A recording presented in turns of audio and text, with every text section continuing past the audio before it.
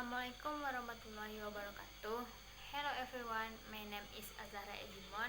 I'm from 2 Group 10 and I to present about magnetics and utilization in technological product. Oke, topik yang kita bahas hari ini adalah pemanfaatan magnet pada migrasi hewan. Kehidupan makhluk hidup di bumi dipengaruhi oleh medan magnet bumi.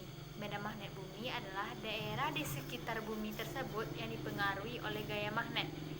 Sebagai hewan memanfaatkan medan magnet tersebut untuk beradaptasi dan untuk melangsungkan kehidupannya. Hewan mampu mendeteksi medan magnet bumi karena di dalam tubuh hewan tersebut terdapat magnet. Fenomena tersebut dinamakan biomagnetik. Selain itu, medan magnet bumi dapat membantu hewan dalam menentukan arah migrasinya, mempermudah upaya untuk mencari mangsanya atau menghindari musuhnya.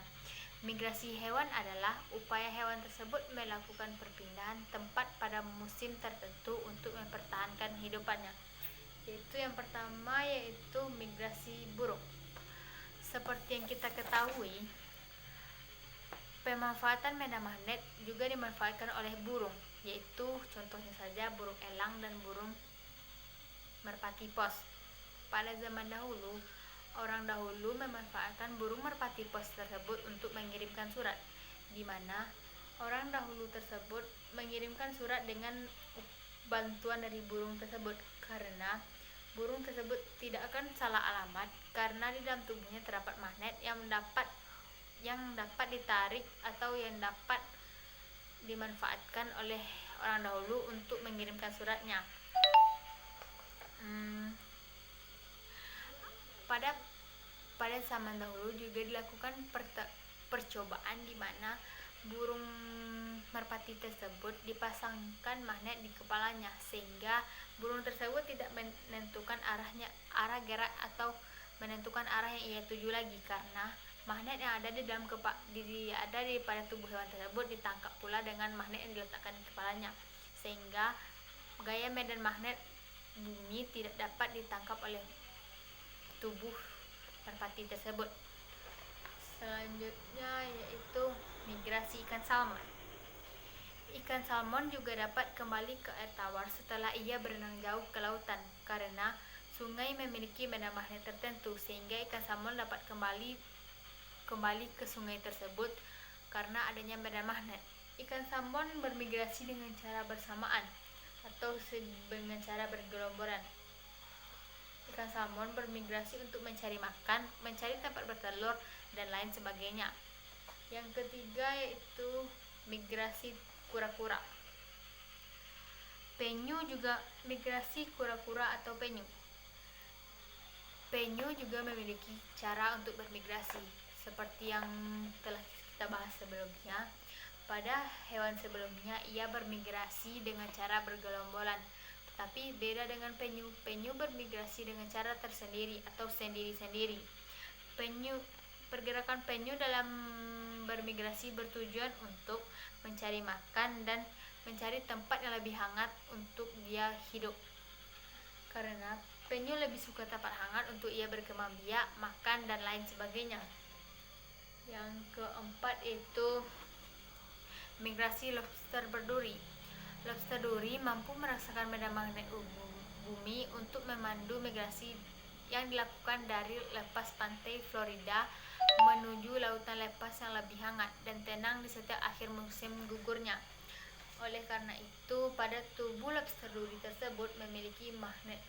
Tidak semua lobster memiliki magnet seperti lobster duri tersebut, sehingga yang bermigrasi contohnya saja hanya lobster duri yang kita bahas sekarang ini.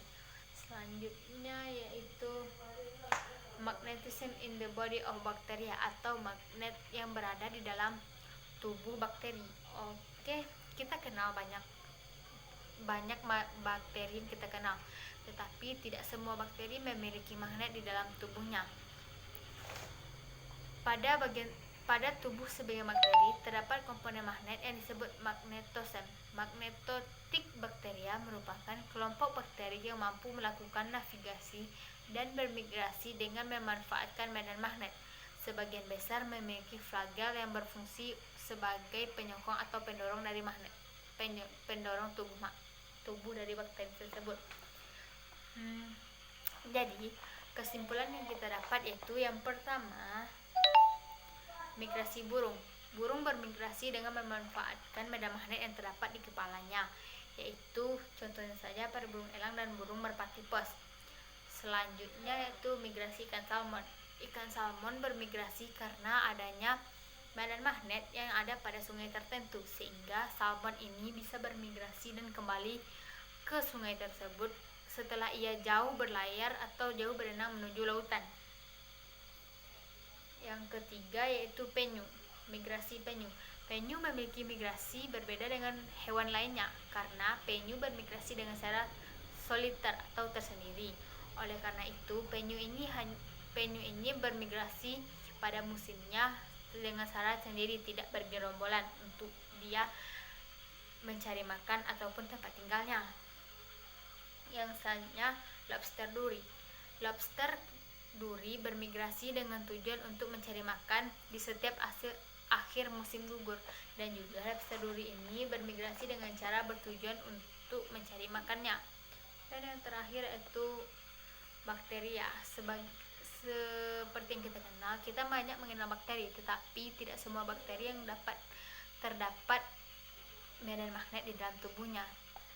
Bakteri tersebut bermigrasi dengan tujuan untuk mencari makan, mencari perlindungan, dan juga untuk tempat hidup dan berkembang biaknya. Oke, mungkin hanya itu presentasi dari saya. Salah dan khilaf saya mohon maaf. Wabillahi taufiq walhidayah. Assalamualaikum warahmatullahi wabarakatuh.